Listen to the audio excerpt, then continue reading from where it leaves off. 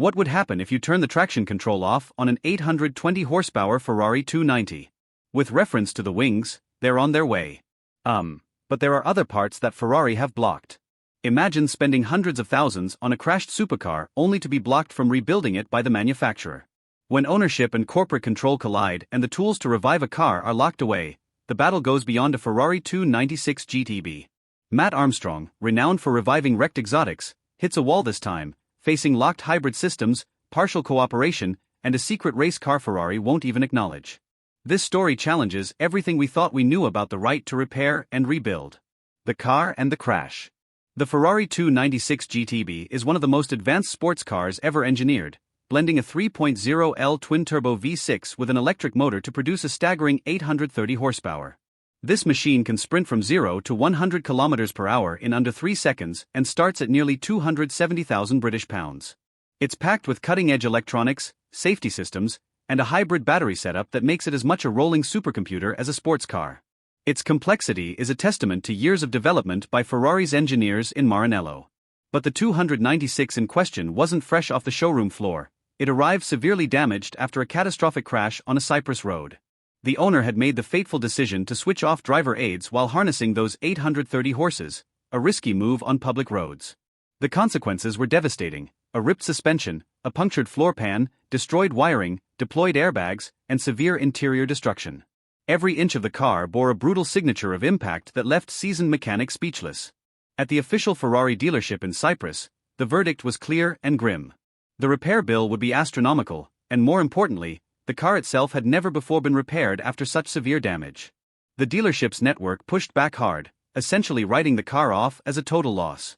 It was labeled done, finished, and beyond practical restoration by factory standards. For a car so new and expensive, this marked an almost unheard-of moment of corporate finality. Yet to many in the car community, including Matt Armstrong, this wasn't the end, it was just the beginning of an unprecedented challenge. Where Ferrari saw a closed door, Matt saw an invitation to defy the odds. Purchasing the wreck, he brought nearly £9,000 in original Ferrari parts to Cyprus and started the painstaking task of restoration. What followed was a surreal scene, a mangled 296 being painstakingly rebuilt in the shadow of pristine new Ferraris under the watchful eyes of dealership staff. The car was slowly returned to its four wheels, but the biggest hurdle loomed still unspoken. The plan was clear: get it running, ship it back to the UK, and complete the restoration. Yet even that first moment of ignition became a nightmare. The crash had triggered safety systems that effectively locked down the car's hybrid functions. What appeared to be a simple restart evolved into a battle with Ferrari's complex safety interlocks and digital restrictions. This incident marked not just damage to a mechanical marvel, but a confrontation with the future of automotive technology and ownership. The car, with all its state-of-the-art features, was now a fortress against repair, barricaded not just by physical wreckage, but by digital safeguards designed to prevent unauthorized intervention. The extent of the damage and the manufacturer's response showed how deeply intertwined the car's hardware and software had become. It would become clear that this crash wasn't just about smashed components, it was about the limits of independence in the era of hybrid hypercars. The damage was the initial problem, but the real challenge was the locked electronic systems that Ferrari controlled exclusively. A restoration that would have decades ago been challenging but straightforward now faced a new barrier: corporate control over software and diagnostics. Despite this complex web of obstacles, Matt Armstrong's determination pushed him forward. The 296 GTB was not just wrecked metal, it was a symbol of the evolving relationship between owners, technology, and manufacturers. The unfolding story promised to reveal whether passion and skill could overcome the intricate digital fortress Ferrari had built around its prized machine. Matt Armstrong's reputation as a supercar resurrection specialist made his decision to take on this project hardly surprising, but few anticipated the scale of what lay ahead. Matt Armstrong's challenge was monumental. Matt Armstrong is no ordinary YouTuber. With over 6.2 million subscribers, he has built a unique niche by buying wrecked supercars that most consider unsalvageable and bringing them back to life. From a ruined Porsche 911 GT3 RS to a crushed Lamborghini Aventador SVJ and a water-soaked Aston Martin DBX, Matt has repeatedly proven that where others see dead cars, he sees potential.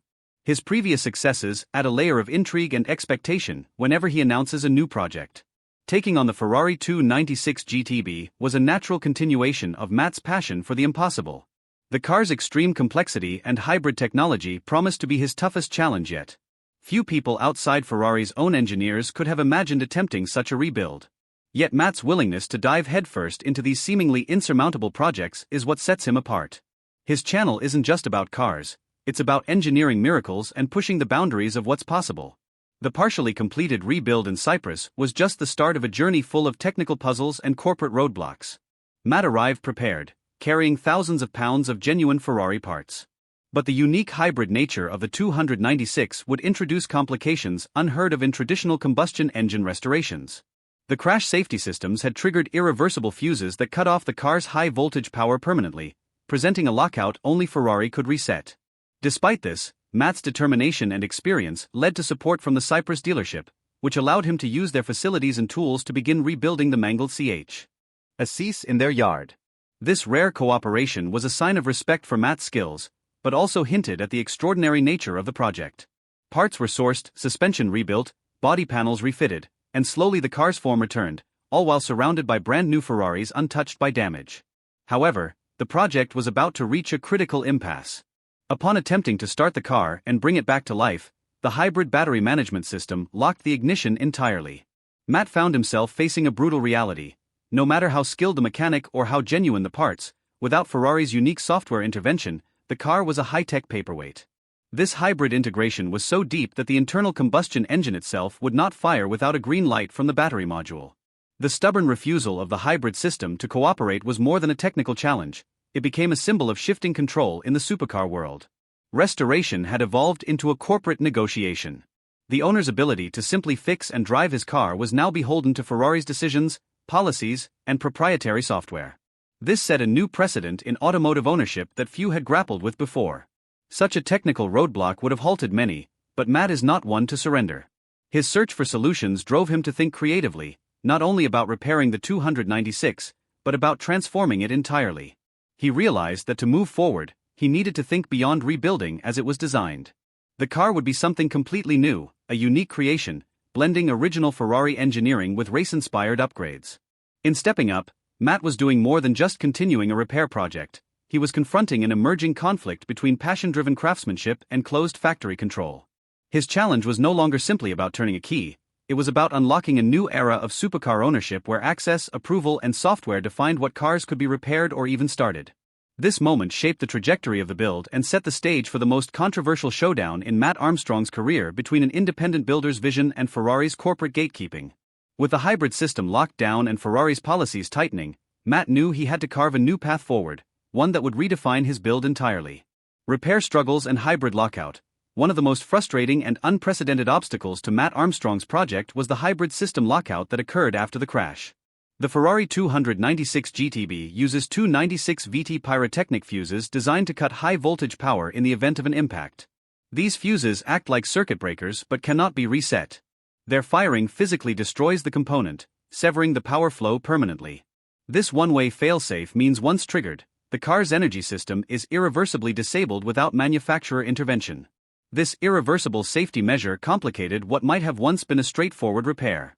Unlike traditional combustion engine faults, where mechanics can bypass sensors or coax a stubborn engine to fire, the 290 SIXS hybrid system depends on its battery management module to authorize power flow. Once the module enters a lockout state, the combustion engine simply won't even try to start. Two integrated systems, the electric drive and petrol engine, work in harmony, requiring a green light from the hybrid brain before ignition is possible. Matt quickly discovered that none of the usual aftermarket tools or independent mechanics could override this lockout. The proprietary software, accessible only within Ferrari's official network, holds the key to resetting or reprogramming the battery management system. Without Ferrari's cooperation, the hybrid system remains in permanent shutdown, effectively immobilizing the car. This introduces a new kind of digital gatekeeping far beyond mechanical repairability. When Ferrari's technicians attempted to diagnose the fault using the official diagnostic equipment, they encountered silence. No fault codes, no communication, just a dead system refusing to wake up. This absence of error history and diagnostic handshake left the car effectively asleep, signaling a complete system blackout. It illustrates how the integration of software security and hybrid technology creates modern barriers unheard of in the era of carburetors and distributor caps. Ferrari's stance complicates owner autonomy even further. The company's condition for assisting Matt was strict: the car must first be fully rebuilt. Every airbag, sensor, light, radiator, and hybrid module must be in place before an official diagnosis or software reset would even be considered. This creates a true catch-22. How do you finish a car that refuses to start before it's finished? Most would walk away at this stage, but Matt's resolve kept him pressing forward. This deadlock underscores a larger tension in the automotive world, where software and warranty policies increasingly define repair possibilities. The physical reality of sourcing parts and replacing damaged components is just one hurdle. Owner access to the digital elements integrated into modern vehicles has become a crucial gatekeeper. Without it, no amount of mechanical skill can breathe life into these complex machines. Matt's experience highlights the gulf between traditional mechanical knowledge and the emerging domain of digital control. As cars evolve into computer-driven systems, manufacturer cooperation increasingly dictates whether an owner can maintain or restore their vehicle. This raises pressing questions about who really owns a car when software permissions control its most basic functions. The hybrid lockout system, while arguably a critical safety innovation, also represents a turning point in automotive repair culture. It blurs the line between legitimate manufacturer oversight and restrictive control, sparking passionate debates about rights, access, and innovation. Matt's struggle sits at the heart of this evolving conflict. Despite the technical and bureaucratic entanglements, the hybrid system deadlock pushed Matt to reconsider his approach.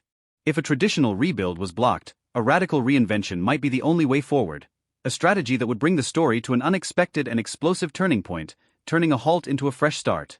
Matt Armstrong's pivot from restart to race car build would spark one of the most remarkable transformations in supercar history. Building the 296 Challenge replica. Faced with an